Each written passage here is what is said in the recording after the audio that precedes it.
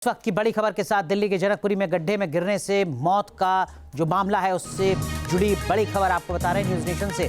मृतक कमल के पिता ने खास बातचीत की है। जल बोर्ड के अधिकारियों को निलंबित नहीं बर्खास्त किया जाए, ये मांग की है कमल के पिता ने। हमारे जीने का सहारा छिन गया है, नरेश चंद ने ये कहा है। घर चलाने के लिए मुझे काम करना पड़ रहा है। मेरे परिवार को 2 करोड़ का मुआवजा भी दिया जाए। तो कमल की मौत के जिम्मेदार लोगों पर सख्त एक्शन लेना जरूरी है। ये एक ऐसा ही हादसा है जैसा कुछ दिन पहले नोएडा के युवराज के साथ हुआ था। उसके पिता के सामने ही तड़प तड़प कर मौत हो गई और पूरा सिस्टम लाचार होकर देखता रह गया।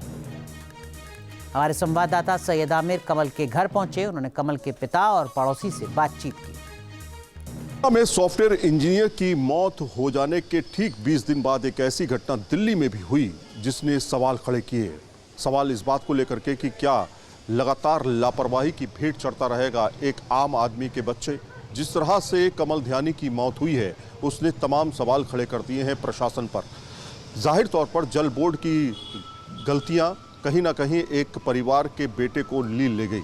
आपको हम जो घर दिखा रहे हैं ये 4थे मंजिले का घर, जहां पर कमल ध्यानी जो है वो यहां पर रहता था।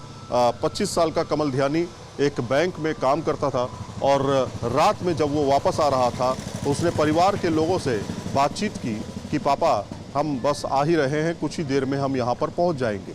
लेकिन थोड़ी ही देर बाद उसका नंबर नहीं लगता है, परिवार परेशान हो जाता है, पुलिस के पास जाता है और पुलिस का ये रवैया कि खो गया है तो क्या हुआ, बहुतों के कुछ बच्चे खोते हैं। ऐसे में सवाल खड़ा करता है संवेदनशीलता पर कि किस तरह के लोग हैं ये। वो लोग हैं जो लोगों को बचाने का काम नहीं करते हैं। जाहिर तौर पर अब परिवार का बच्चा जो है वो इस दुनिया में नहीं है, कमल ध्यानी इस दुनिया में नहीं है, जो कि परिवार का एक तरह से ना सिर्फ सहारा था बल्कि अपने पिता को वो एक दोस्त मानता था, वो आज इस दुनिया में नहीं है। परिवार में इस समय हम मौजूद हैं और तमाम परिवार के लोग, आस पड़ोस के लोग यहाँ पर आए हुए हैं। जिस तरह के बद इंतजामी की भेंट चढ़ा है वो पूरी देश दुनिया में इस बात की चर्चा है। आखिर क्यों ऐसे सरकारी तंत्र जो हैं वो लगातार लापरवाहियों की भेंट चढ़ते रहेंगे। हमारे साथ में उनके परिवार के जन लोग हैं, क्या कहना चाहेंगे। बहुत बड़ा लॉस है, मैं समझ सकता हूँ। लॉस ही लॉस है जी, अब कुछ नहीं हो सकता। मैं उसका पिताजी हूँ, खत्म हो गया सब कुछ हमारे। तो अब किसको दोष दे, कुछ समझ में नहीं आता। किस्मत को दें, सरकारी तंत्र को दें, कुछ कर नहीं सकते। बस इसका न्याय होनी चाहिए, उसको जो है उसको मिलना चाहिए उसका कुछ, बाकी तो क्या कर सकते हैं। ये पिताजी हैं उनके और जाहिर तौर पर एक जवान बेटा जिसके आंखों से चला जाए, सामने से चला जाए, जाहिर तौर पर अपने आप में बहुत मार्मिक स्थिति है इस समय परिवार का। हम खुद बात नहीं कर पा रहे हैं परिवार से। आप ज़रा सोचिए कि इस तरह का जवान बच्चा तड़पता रहा होगा उस समय। आखिरी बार कब घंटे उसी गड्ढे में पड़ा रहा हो और इनको पता चल गया था ठेकेदार के आदमियों को कि 12-10 के आसपास कोई गिर गया है। बताया उसने लीपा पोती कर दी। सुबह में 7:30-8 बजे तक पता चला। वो भी मैं जब हमने खुद कॉल करी, हाँ, पुलिस वालों ने उठा करके सड़क पर दे दिया, लेकिन कोई उसको नहीं किया। फिर मैंने किसी मित्र ने फ़ोन किया तो उनका ऐसी बात हुई, इस जगह आ जाओ। तो वहाँ गए तो उसकी बॉडी को उठा करके जो उन्होंने सड़क पर रखा हुआ था और बैग नीचे गिरी हुई थी, वहीं पड़ी थी गड्ढे में।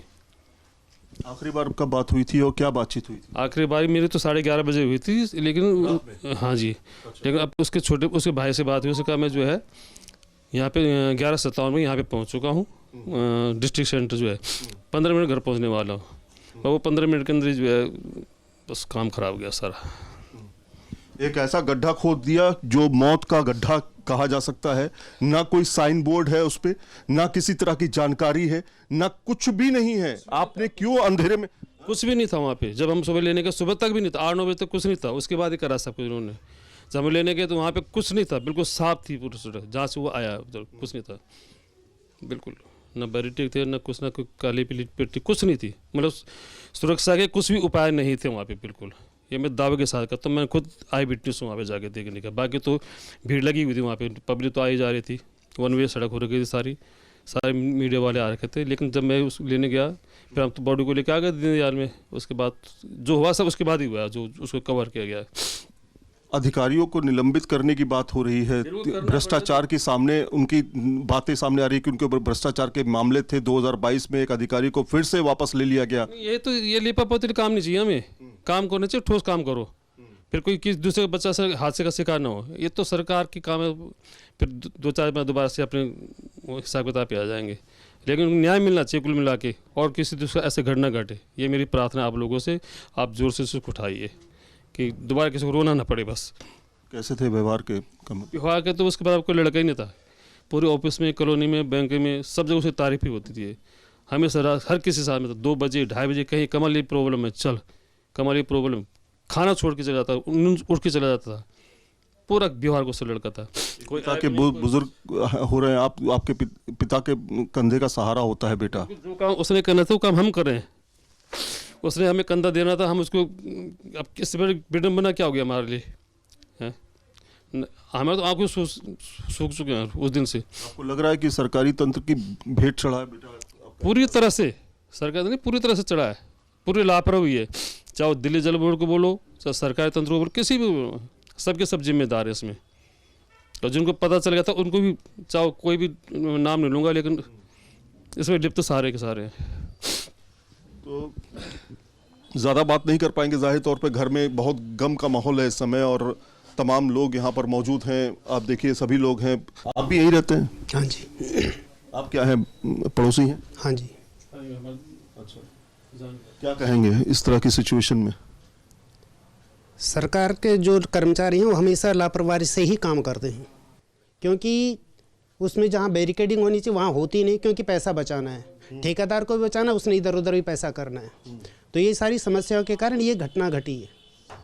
ठीक है, जिनको निलंबित किया गया है, जिम्मेवारी नीचे से लेकर ऊपर से लेकर नीचे तक होती है। ये समझ में नहीं आता, निलंबित क्यों होता है? मैं यही कहना, बर्खास्त क्यों नहीं होता है? नौकरी से निकाला क्यों नहीं जाता है? कहना चाह रहा हूँ कि बर्खास्त क्यों नहीं किया गया?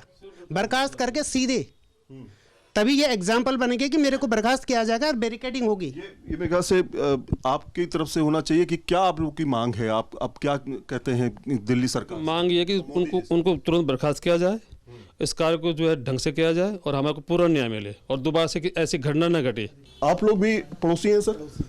सर मैं सबसे पहले न्यूज़ नेशन का धन्यवाद करता हूं, और ये बहुत बड़ा लॉस है जो ध्यानी परिवार और हम सब के बीच में बच्चा जो हमारा खोया है, ये बहुत बड़ा लॉस है। और मैं कहता हूं कि सरकार से कि इसकी पूरी तहकीकात से इसकी जांच होनी चाहिए और उनको न्याय मिलना चाहिए। न्यूज़ नेशन पूरी ये प्रमुखता से खबर उठाएगा ताकि किसी और के चिराग के साथ ऐसा ना हो, क्योंकि आप देखिए जिसके ऊपर बीतती है वही जानता है। मैं बार बार यही बात कह रहा हूँ, सीधी तौर पर लापरवाही का मामला है, और इस तरह की लापरवाही लगातार होती जा रही है। दिल्ली के जनकपुरी इलाके में जल बोर्ड के खोदे गए गड्ढे में 25 साल के बैंक कर्मी कमल ध्यानी की जो मौत हुई है, उसने यहाँ के आसपास लोगों को बहुत आक्रोशित किया है।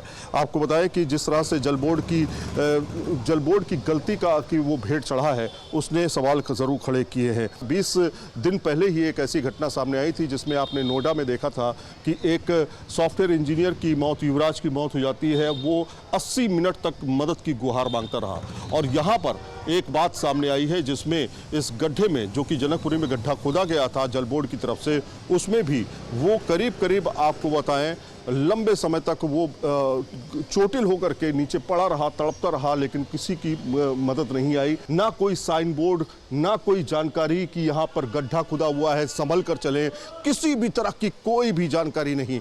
रात में इस तरह की घटना हुई जिसने एक परिवार के चिराग को खत्म कर दिया। अब परिवार मांग कर रहा है मुआवजे की, 2 करोड़ रुपए के मुआवजा चाहिए, कम से कम 2 करोड़ के मुआवजा चाहिए, क्योंकि बच्चा जो था वो एक बैंक में काम करता था और जाहिर तौर पर परिवार का लालन पोषण भी करता था। आज उसके पिता जो बेटे को काम करना चाहिए था, उसके पिता कह रहे वो आज हमको करना पड़ रहा है।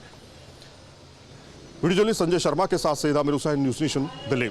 आपके मोबाइल पर तुरंत आएगी ब्रेकिंग न्यूज, स्क्रीन पर सबसे पहले दिखेगी बड़ी खबर, देश दुनिया की हर खबर एक जगह। अब आपके मोबाइल पर तुरंत फटाफट इंस्टॉल कीजिए न्यूज़ नेशन ऐप और रखिए खुद को अपडेट।